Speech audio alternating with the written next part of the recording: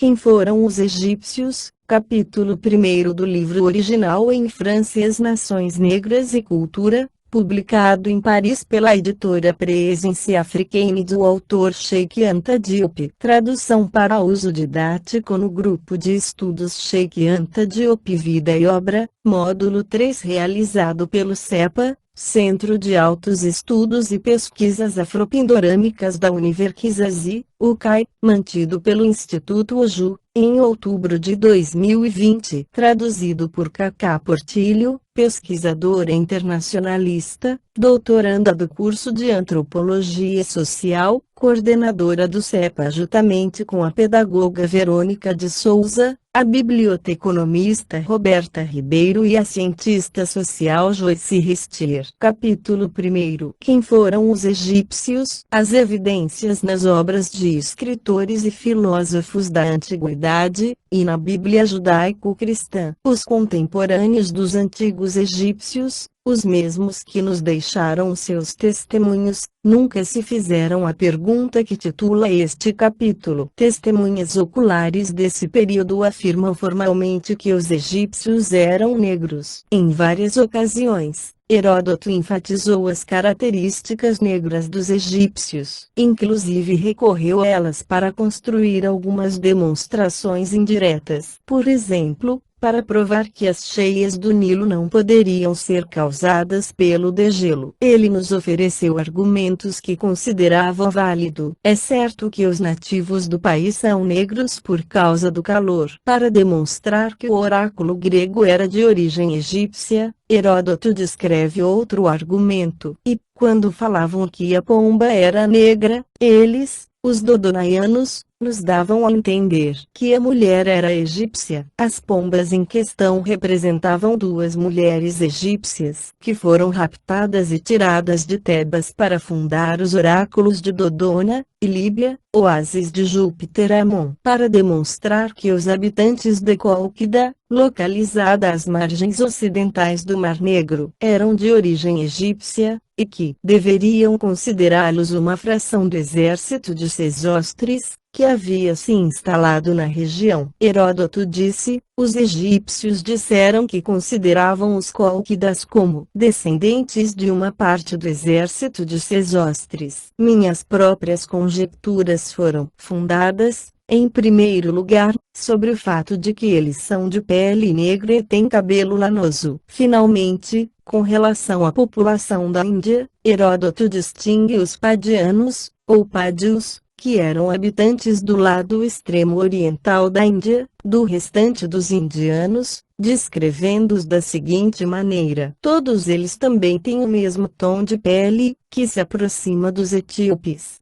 Esses homens, negros, têm uma pele que lembra dos etíopes. Esse tipo de indiano está bem distante dos persas, moram em direção ao sul e nunca foram subjugados por Dário. Diodoro da Sicília escreve: os etíopes dizem que os egípcios são uma das suas colônias, que foi levada para o Egito por Osíris. Eles ainda alegam: no início do mundo, este país, Egito, não era mais que um mar, porém, o Nilo, com suas cheias, arrastou muita lama da Etiópia, compactando o que acabou se transformando em uma parte do continente.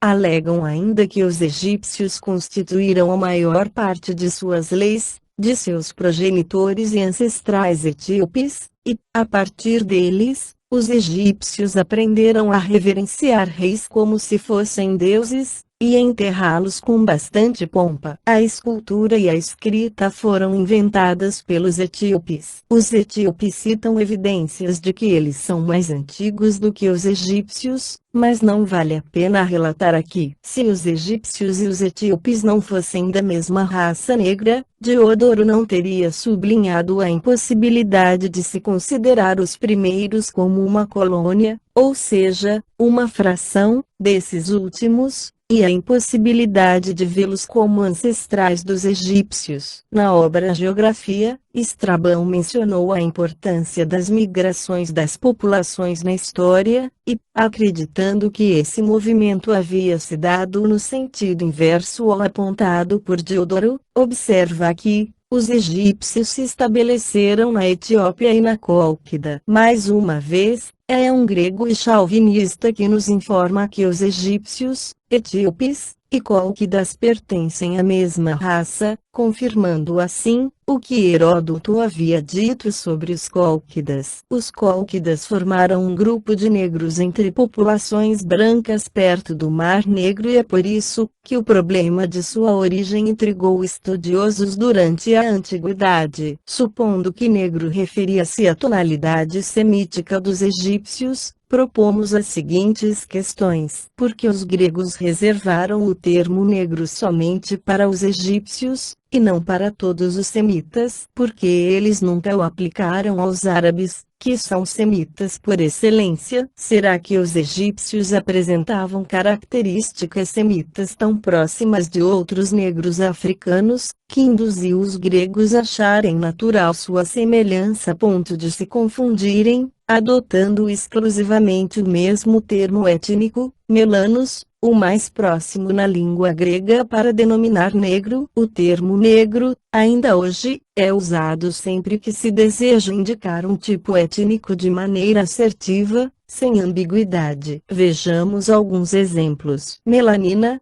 pigmentação que colore a pele de um negro. Melanésia, um grupo de ilhas habitadas por negros. O fato dos gregos serem muito sensíveis a nuances de cor, a partir de seu contexto histórico, sugere que distinguiam claramente quem eram negros, onde quer que fossem vistos. Podemos dizer que Gaston Maspero resume a opinião de todos os escritores da antiguidade sobre a raça egípcia. Segundo o testemunho quase que unânime dos historiadores da antiguidade, eles pertenciam a uma raça africana, ou seja, negra, a qual primeiro se estabeleceu na Etiópia, no Médio Nilo. Seguindo o curso do rio, eles gradualmente descerão atingindo o mar. Além disso, a Bíblia relata que Mesraim, filho de Cã, irmão de Cuxi, o etíope de Canaã, veio da Mesopotâmia para se estabelecer com seus filhos sobre as margens do Nilo. De acordo com a Bíblia, o Egito foi povoado por descendentes de Cã, ancestral dos negros. Os descendentes de Cã são Cuxi, Mesraim, Punti e Canaã. Os filhos de Cuxi são Sabá,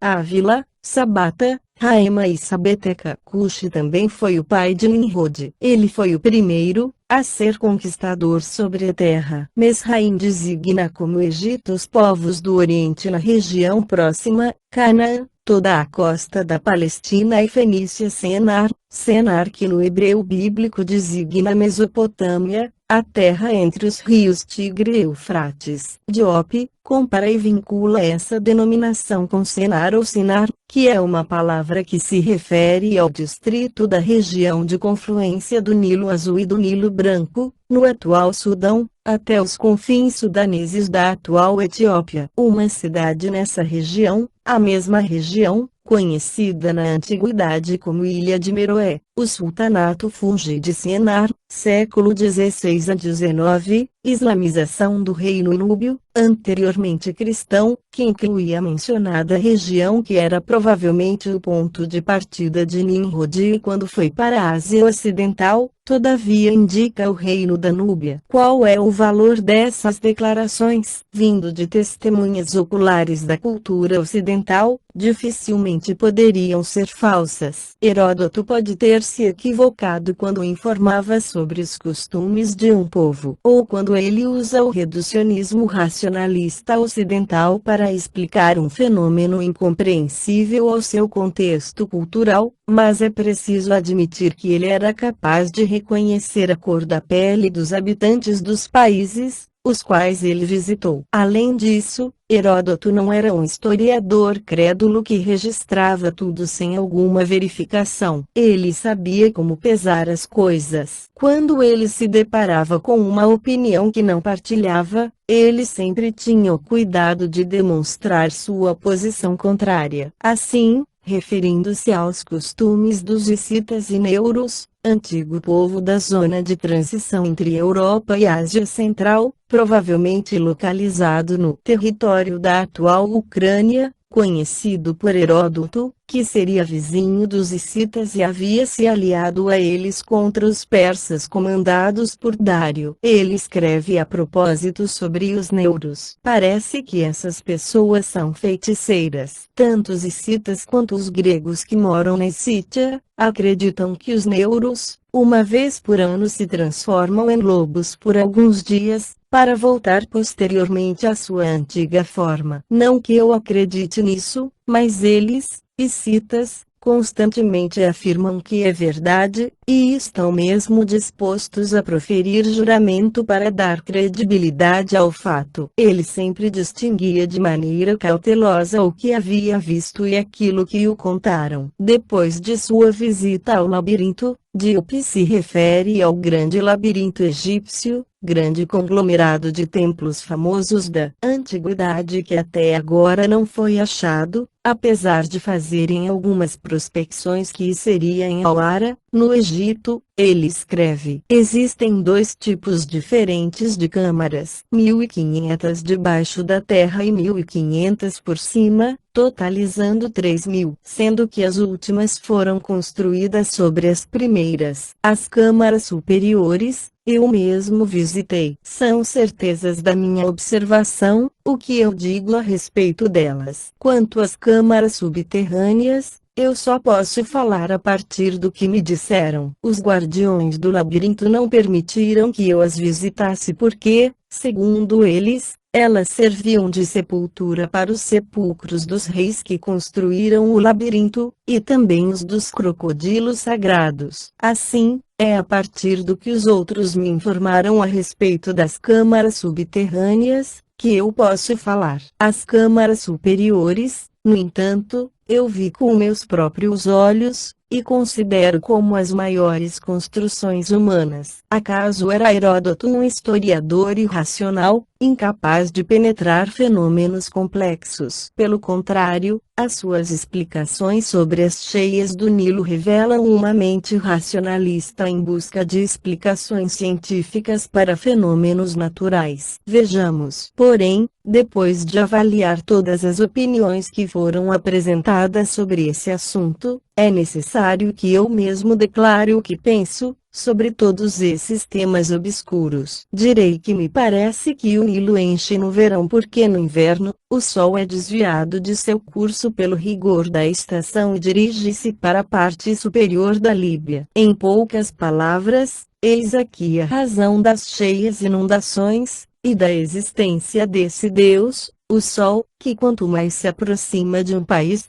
mais ele seca, interrompendo as correntes fluviais que alimentam os rios. Vou explicar, com maiores detalhes esse caso. O ar está calmo na região superior da Líbia. Para os gregos o nome Líbia designava a África fora do Egito e Etiópia. Sempre faz calor com ausência de ventos frios. O sol em sua passagem pelo país, costuma produzir o mesmo efeito do verão. Quando alcança o meio do céu, atrai vapores de água. E depois de atraí-los, ele os recua para lugares mais altos, onde os ventos os recebem, dispersando-os e dissolvendo-os em forma de chuva. Por essa razão, é fato que os ventos que sopram do país, como o sul e o sudoeste, são os mais chuvosos de todos. Na minha opinião, o sol não devolve toda a água que ele atrai do Nilo durante o ano, mas retém uma parte dessa. Esses três exemplos demonstram que Heródoto não era, em absoluto, um passivo replicador de bobagens e contos incríveis, ou um mentiroso. Pelo contrário, ele era bastante cauteloso, objetivo, científico para a sua época. Porque alguém deveria buscar desacreditar tal historiador, para fazê-lo parecer ingênuo? Porque refabricar a história, apesar de suas evidências explícitas? Vemos-nos, então, obrigados a acreditar que tal inexplicável razão que pode ter impulsionado os especialistas a agir dessa forma são os relatos de Heródoto como testemunha ocular sobre os egípcios serem negros. Além disso, o fato de ele ter demonstrado com uma rara honestidade, entre os gregos, que a Grécia havia tomado do Egito todos os elementos de sua civilização, incluindo o culto aos deuses, e o fato de ele ter admitido com a mesma integridade que o Egito foi o berço da civilização. Por outro lado, as descobertas arqueológicas continuamente justificam Heródoto contra seus detratores. Assim,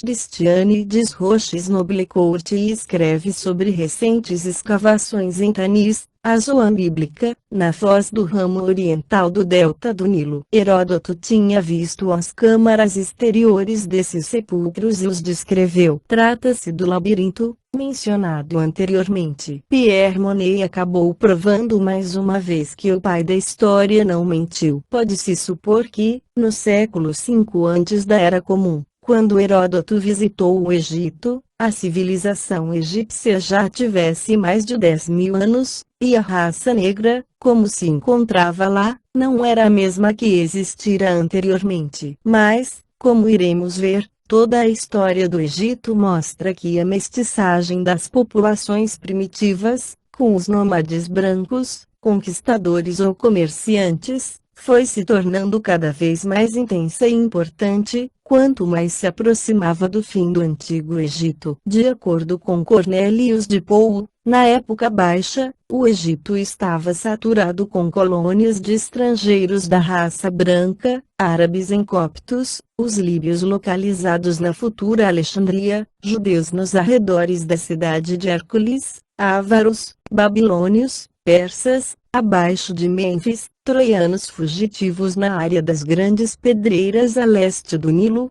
cários, habitante de Cária, uma região helenizada localizada na costa mediterrânea da Ásia Menor, atual Turquia, vizinha da mais conhecida Jônia e cuja principal cidade nos tempos de Heródoto era Halicarnasso, sua cidade natal, e Jônios próximo ao braço Pelusíaco, do delta, braço mais oriental do Nilo no delta no tempo de Heródoto. Psamétique, no fim do século VII antes da Era Comum, aprovou essa invasão pacífica, confiando a defesa do Egito nas mãos de mercenários gregos. Um enorme erro do faraó Psamétique foi confiar a defesa do Egito às tropas estrangeiras, além de introduzir várias colônias formadas pela escória das nações. Sob a última dinastia Saite, os gregos se estabeleceram oficialmente em Naucratis, o único porto onde os estrangeiros tinham direito de comercializar. Após a conquista do Egito por Alexandre, sob os Ptolemeus, a mestiçagem entre gregos brancos e egípcios negros ganhou a amplitude de uma política de assimilação. Em nenhum lugar Dionísio foi mais mimado, em nenhuma parte foi achado um culto mais adulado e mais rico entre os ptolomeicos, que reconheceram seu culto como um meio especialmente eficaz para a promoção da assimilação dos conquistadores gregos e sua fusão com os nativos egípcios. Esses fatos demonstram que, se o povo egípcio tivesse sido branco em suas origens, não haveria outro remédio a não ser manter-se branco na ampliação da mestiçagem. Se, todavia, Heródoto encontrou ainda negro, depois de tantos cruzamentos com estrangeiros brancos, estamos diante de um povo originalmente negro em seus primórdios. Na medida em que temos acesso aos testemunhos inscritos na Bíblia judaico-cristã, podemos problematizar algumas questões. Em que medida valem os testemunhos bíblicos? Para responder a essa pergunta necessitamos examinar a gênese do povo judeu. Quem é o povo judeu? Como surgiram? Como elaboraram a literatura bíblica? Em qual descendência de Cã os ancestrais negros foram amaldiçoados? Qual a razão histórica dessa maldição? Aqueles que se tornariam os judeus eram apenas 70 pastores incultos e atemorizados quando entraram no Egito, expulsos da Palestina por causa da fome. Esses antecessores dos judeus foram atraídos pelo paraíso terrestre, que era o Vale do Nilo. Embora os egípcios tivessem um horror particular pela vida nômade dos pastores, os predecessores dos judeus foram bem recebidos graças a José. De acordo com a Bíblia, eles se estabeleceram na terra de Gozém, provavelmente nos confins do delta, e se tornaram pastores dos rebanhos do faraó. Depois da morte de José e do faraó protetor,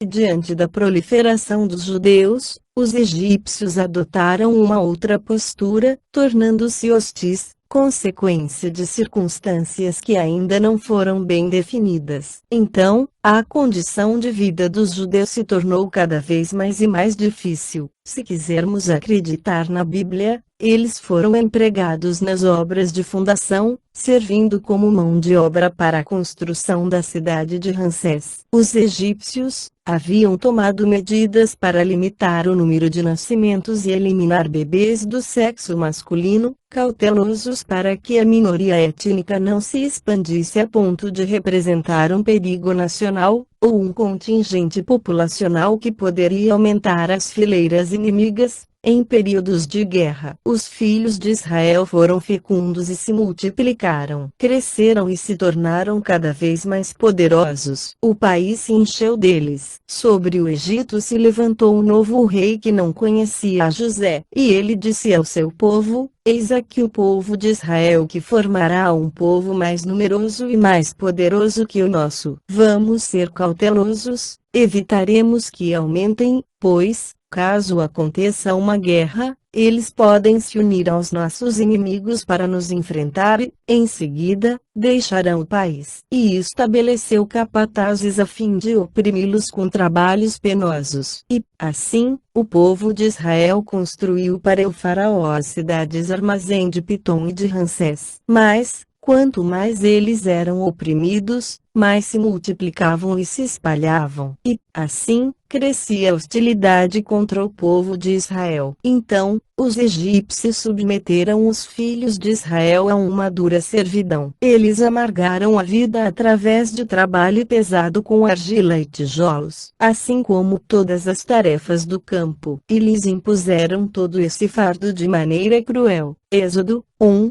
7-14. O rei do Egito dirigiu-se igualmente às parteiras dos hebreus, e disse-lhes: quando assistir ao nascimento das mulheres dos hebreus e quando você olhar sobre os molares de pedra, se elas derem à luz a um varão, matem-no, se for uma menina, deixe-a viver. Êxodo 1, 15-16-17. Então começaram as primeiras perseguições contra o povo judeu. Essas perseguições logo marcariam sua história. A partir de agora, a comunidade judaica viveria retraída dentro de si mesma, e se tornaria messiânica devido aos sofrimentos e humilhações. Sementes plantadas no terreno moral, feito de miséria e de esperança, eram favoráveis à eclosão e ao desenvolvimento de um sentimento religioso. As circunstâncias eram as mais favoráveis, à medida que esse povo, sem indústria ou organização social, a única célula social era a família patriarcal, e armados apenas com paus, não poderia imaginar nenhuma reação positiva à superioridade técnica do povo egípcio. E foi nesse contexto que Moisés apareceu. Moisés foi o primeiro dos profetas judeus que, depois da elaboração da história do povo judeu, desde as suas origens,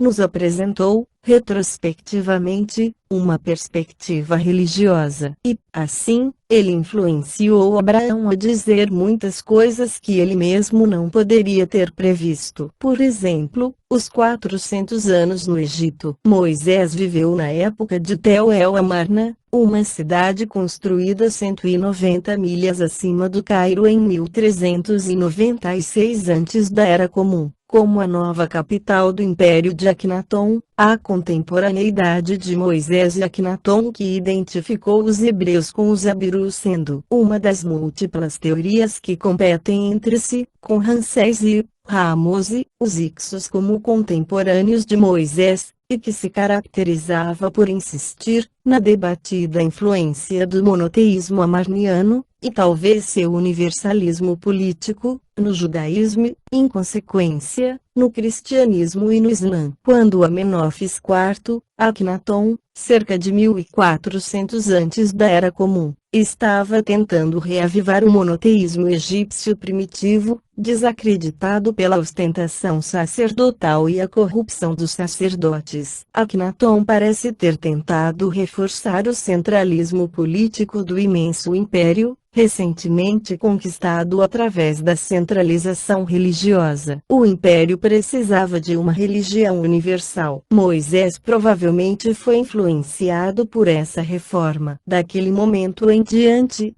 ele defendeu o monoteísmo entre os judeus. O monoteísmo, em seu sentido mais essencial e abstração, já existia no Egito. O povo egípcio o havia tomado emprestado do Sudão Meroítico, a Etiópia da Antiguidade. Embora a divindade suprema, caracterizada pelas mais puras das visões monoteístas, como o único progenitor no céu e na terra que não foi gerado, o único Deus em verdade vivo, aquele que gerou a si mesmo, que existe desde o princípio, que tudo fez sem estar de forma alguma aberto para outro. Um dia Amon, cujo nome significa mistério, adoração, passou a ser rejeitado e substituído por Ra, o Sol, ou convertido em Osíris ou Horus. Na atmosfera de insegurança em que vivia o povo judeu no Egito, um único Deus era visto como promessa de um futuro estável e seguro, devido ao apoio moral insubstituível. Depois de algumas reticências iniciais, esse povo que, aparentemente, não conhecia o monoteísmo até então, ao contrário da opinião daqueles que o acreditam como o inventor do monoteísmo, acabaria de todas as formas por levá-lo a um grau de desenvolvimento bastante considerável. Com a ajuda da fé, Moisés conduziu o povo hebreu para fora do Egito. No entanto, o povo judeu rapidamente se cansou do novo culto e apenas gradualmente voltou ao monoteísmo. Podemos recordar do episódio do bezerro de ouro confeccionado por Arão nos pés do Monte Sinai. O povo judeu chegou no Egito somando 70 pastores, organizados em 12 famílias patriarcais, nômades sem indústria ou instrução. Então,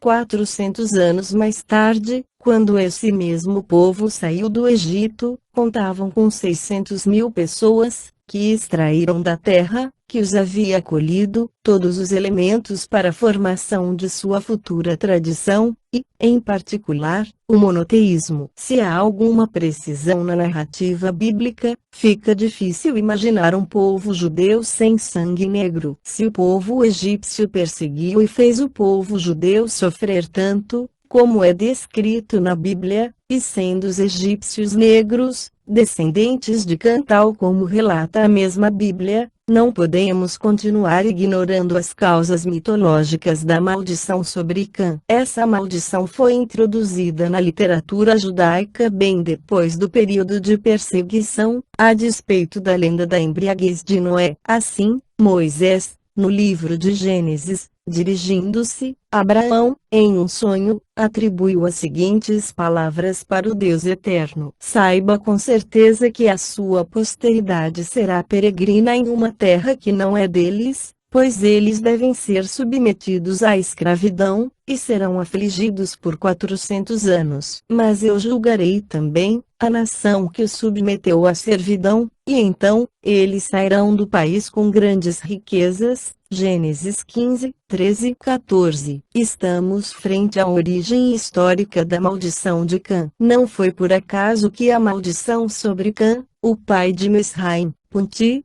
Cuxi e Canaã, recaiu apenas sobre Canaã, a habitante da terra que os judeus haviam cobiçado ao longo de toda a sua história. De onde veio esse nome, Cã?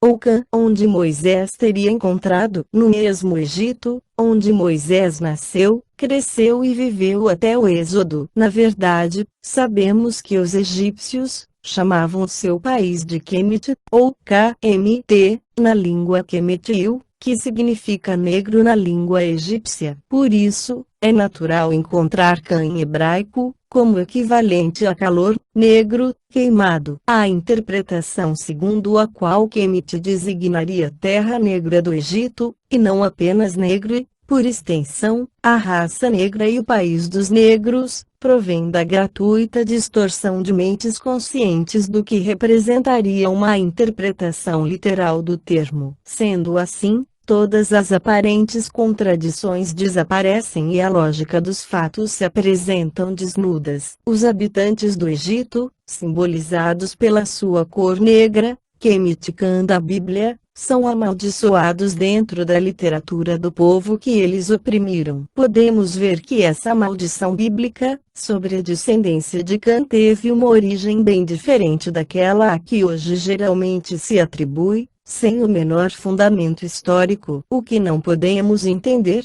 no entanto, é como tem sido possível fazer uma raça branca do Kemet ou Camita, equivalente a negro, a ébano e outros vocábulos semanticamente relacionados à mesma língua egípcia. Obviamente, de acordo com as necessidades da causa, Can é amaldiçoado, enegrecido, e transformado no ancestral dos negros. Assim, repete-se, cada vez que a personagem se refere às relações sociais contemporâneas. Em 400 anos passou de 70 para 600 mil pessoas, no meio de uma nação negra, que os dominou durante todo esse período. Se os traços negroides dos judeus são menos pronunciados hoje, muito provavelmente é devido ao seu cruzamento com elementos europeus desde a sua dispersão. Atualmente, existem linhas de investigações bem confiáveis que afirmam que Moisés era egípcio, portanto, um negro. Ver Moisés e o monoteísmo de Sigmund Freud, 1939. Por outro lado, Can é embranquecido toda vez que se refere à origem da civilização, já que, em seu contexto egípcio, ele viveu no primeiro país civilizado do mundo. Então, quando se imagina a noção dos camitas orientais e ocidentais, é concebida a ideia de que nada mais é do que uma invenção conveniente para subtrair dos negros a vantagem moral da civilização egípcia e outras civilizações africanas, tal como vimos. As imagens sobre as possíveis origens do povo camita permite-nos perceber a natureza tendenciosa dessas teorias. É impossível relacionar qualquer realidade histórica, geográfica, linguística ou étnica, a noção de camita, noção que poderíamos nos esforçar para compreender a partir de seus usos em livros didáticos oficiais. De fato, nenhum especialista foi capaz de apontar evidências científicas sobre o berço de origem dos camitas, a rota migratória que eles trilharam, os países nos quais eles se estabeleceram ou passaram, as características civilizacionais que deixaram, ou, nem sequer,